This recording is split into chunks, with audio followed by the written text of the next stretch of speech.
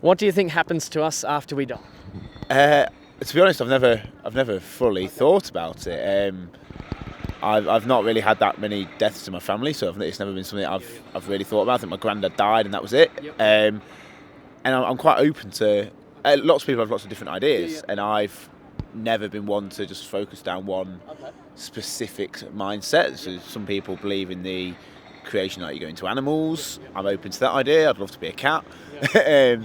Some people believe you're just in the ground, that's it. I'm completely open, to be honest. So, go simple, do you believe in a God or a creator? I'm christened, so I'm open to the idea. Can't say I'm fully enthralled with it. Not enthralled, enthralled is the wrong word, but like, I'm not completely convinced. But I'm very open. My mum's quite religious, so I go to church probably 5 times a year, which isn't it's not loads. And when I'm there, I engage with it. I take part in everything. I don't sit in the corner and keep myself to myself. And I'm open to the ideas, and I respect all beliefs of everyone. But for me personally, I don't want to say I'm not religious because I've been christened. But I'm sort of leaning towards no. Okay, well, let's go simple, right? Yeah. Where did the universe come from? It's a great question. See, I'm inclined to believe in the Big Bang because that's what I've been told. I'm not very good at science, so I can't understand all of that. And again, like lots of people have different ideas, and I'm actually quite interested in learning about other people's ideas of how they think the universe was created, because they're all quite different and they're all quite good. And I'll talk to someone and they'll tell me one thing and I'll believe that. And then I'll talk to someone else and they'll tell me something else and I'll believe that, and it just goes round and round. But if I had to pick one, I'd say the Big Bang. But that's again not a 100% nailed on thing. So let's go very simple. Yeah. Do you know who built the city hall that's sitting beside us? I'm gonna guess George. I don't know his name. No, it's called George's Square or something. So I'm guessing George or something. But right. Someone built it though. Someone built it, yeah. Here's the point. We know that it has a builder because it has a beginning and it's a building. Yeah. Right? And cars have car makers and books have authors and that sort of stuff, right? Here's the point. We know that things with a beginning have a creator. Yeah. Does that make sense? Yeah.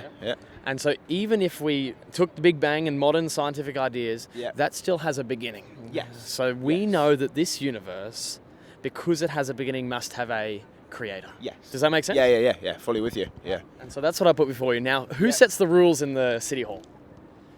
The council, I guess. The people in charge, right? People in charge, yeah. Right. And same way with this universe, the person in charge of this universe sets the rules. Yes. Does that make sense? Yeah, I'm with you. So, do you think you've obeyed or disobeyed God's rules for his? Oh, I'd like to think I've obeyed, but there's going to be times, isn't there, in everyone's life where might have disobeyed something. So there'll have been some things I've done which probably were a bit daft at the time, but and so I don't want to say I've completely obeyed, because that's probably false. But I'd like to think I'm probably 98% obeying citizen. But well, let's have a quick look. God says don't lie. Do you think you've ever told a lie before? I've definitely told a lie. Yeah. Do you know how many? It'll be in the thousands, won't it? Right. I was a 4-year-old boy. Yeah, me too. It's there. And what would you call someone who tells lies? Probably a liar. Now, do you think you've ever stolen something? I probably have. I couldn't name, and it's bad saying it. Nothing massive. I've never shoplifted or anything ridiculous like that. But there's probably been. I probably stole a pen from school, or if you think about stuff like that, there's probably a lot of things. What about this? Do you think you've ever been angry or called someone a name before? Oh, definitely. I'm a football fan. It happens, doesn't it? Now, the reason I raise that is God actually says to be angry with someone is actually to commit murder against them in your heart. Right. Okay. Yeah. So that's a problem for us, right? Yeah. And now go a step further. God says also to think a sexual thought about someone, that includes watching pornography or lusting after someone on the street, is to commit adultery with them in your heart. Have you ever done that before? Yeah, I have, yeah. So here's the problem. If you and I are judged by God and by those 4 standards, will he find us innocent or guilty? I imagine guilty. And where would a guilty person deserve to go, heaven or hell? I'd say hell. So what can you do? How can someone who deserves hell get to hell? I should probably change me. Not necessarily change, but start observing things in different ways, potentially. I mean, I'm not fully sure what I should do, but I'd say certainly everyone needs to change in some way, because no one's fully perfect. So everyone does have things which, whether it be adultery within yourself, murder within yourself, everyone has it and everyone's done it. Yep. And it's getting over that, I think. Do you think changing it will fix it? Not 100%. No. Let me put this simple scenario before you. Imagine today you're driving down the road and you get caught speeding. Yeah. Right? You've broken the road rules. You've caught speeding. Happened in Melbourne. In Melbourne. Oh, right. 5 kilometres an hour too quickly. Yeah. Now, you now have a speeding fine that you must pay. Yep. If you stop speeding in the future and try and generally clean yourself up, except for a couple of accidents here and there, does that take away the speeding fine from your past? No. Same way with God. Even if I was to live perfect from now on, would that take away the wrong I've done in the past? No.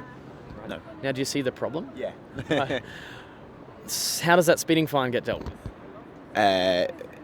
Well, my mum paid it, and Actually, I've paid it back. But you've beat me to the analogy. But yes, someone has to pay, right? Yes. Now, same way with God. He says sin deserves hell, someone must pay. Yep. So, here's the predicament we're in. We have a penalty that we deserve to pay, Yes. right?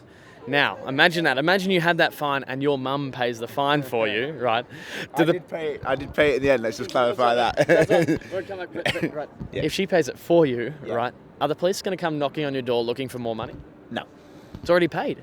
It's already done. Same way with God. Yeah. So who do you know that's perfect, never done anything wrong, and would be willing to pay your hell punishment? I mean, after that, my mum. But no, she's obviously everyone has done something wrong, Except for God. So what did God do to pay for our sin? Jesus. Yeah. He died on a cross, right? Now Jesus pays the penalty we deserve. I'll show you this little picture. This will help. If I get one out of my pocket. There we go. So I'll cover him up for a sec. So this little fellow here, he deserves the punishment coming in from your left of screen, right? What's he trusting in to pay for his sin, for the punishment he deserves in that picture? God.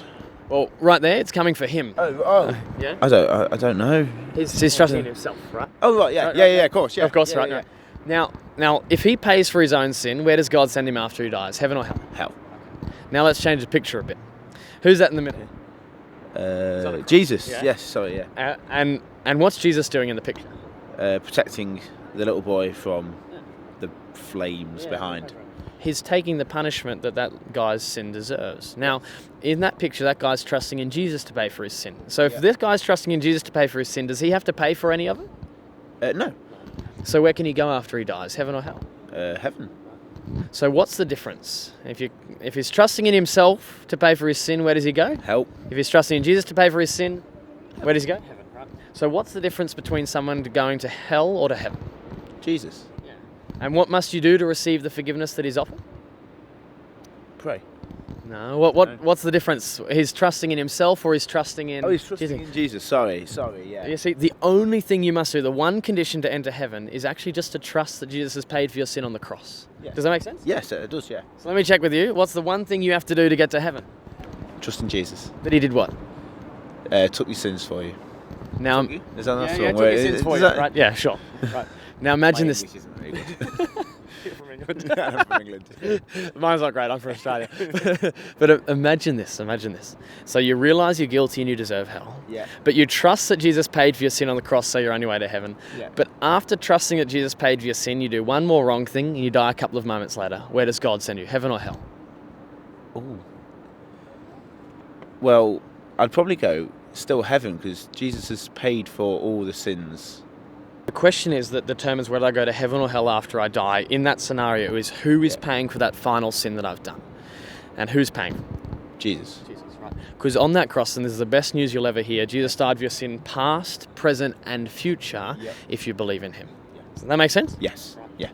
So let's just check with you then. What's the one thing you have to do to get to heaven? Trust in Jesus. That he did what? Took our sins. I need to stop saying take. Paid for. Paid for our sins. Right. Do you think after trusting that Jesus paid for your sin, you will desire to continue to rebel against him and disobey him? Well, no. If once you realise what it's affecting you, it goes with anything, that you do start to not intentionally, but in your subconscious, start to think, do I do that? Do I do that? Do I do that? And that can be anything. And as you say, if you now think, oh, Jesus is taking your sins, then it will affect you. Let's take that idea. Think about this for a moment, right? Imagine you get caught in a house that's on fire, and a fireman saves you out of the house, right? What are you going to do in response to the fireman once he's saved you? Probably give him a big hug. You want to thank him, right? You want to honour him and serve him, right? Right. You see. Now, why did you thank that fireman? Because he saved your life. Exactly, right. My response to the fireman of gratitude or honour is because of what he has done for me. Right? So take that back to Jesus, right? He doesn't just save me from dying, he saves me from hell. How do I want to respond to Jesus? Probably give him a big hug. Yeah, right. He's not here, right? He's not here, no. So trust. But symbolically, like, I'd want to honour him, right? I want to serve him with my life, right? Now, why would I want to honour or serve Jesus with my life? Because he's paid for or saved your life or paid for your sins. Exactly right. See, my desire to honour comes on the basis of what God has done for me, right? I will desire to serve him with my life, right? I won't want to lie, I want to tell the truth. I don't want to steal, I want to run, even if it costs me greatly, right? That makes sense? So to put those two things in two separate parts, what's the one thing that you have to do to get to heaven? Trust in Jesus. That he did what? Pay for your sins. Okay. That sounds right. Good. And why does someone who's trusted in Jesus to pay for their sins, why do they want to obey him? Oh, hang on, I've gone again. Because... Oh, sorry. No, you're right. You know it. I do know. I've got the memory span of a goldfish. That's right. So Jesus has saved you from hell. Right? Yeah. Why do you want to respond in obedience to him? Because he saved your life. Right. Gratitude, thankfulness, right? Yeah. Your response to God of obedience will be out of gratitude. That makes sense? Yes. Right? So, let me check on the back of all of that. When do you think you're going to start trusting only in what Jesus did to pay for your sin? It's a good question. To be honest, I don't know. Yeah, I think there'll be a time, I think, when I'll find myself quite alone, maybe, or without much help, and regardless of what I've done. And I think maybe then I'll think, you know what? Yeah, I need Jesus to help me get through this. And obviously, as I said earlier, I've always been open to the idea. And I think it probably would take a period of loneliness sort of thing, or time when I was really, really stuck. Then I think I would start embracing the thoughts and all of that. So let me ask you a few clarifying questions. When are you going to die? It's a great question. Knowing the way I live my life, probably tomorrow. But no, realistically, 70 years? You would hope, hopefully. Right? But can you guarantee that you'll wake up tomorrow? No. Me either, right? So we don't know when we're going to die. Now, are you going to die? I presume so at some point, yeah. Of course, right. And I don't want to think about it. I'm only 20. I'm 20. Right, but on the back of that then, so if you were to die today and be judged by God based on how you lived, where would he send you? Heaven or hell? Probably hell.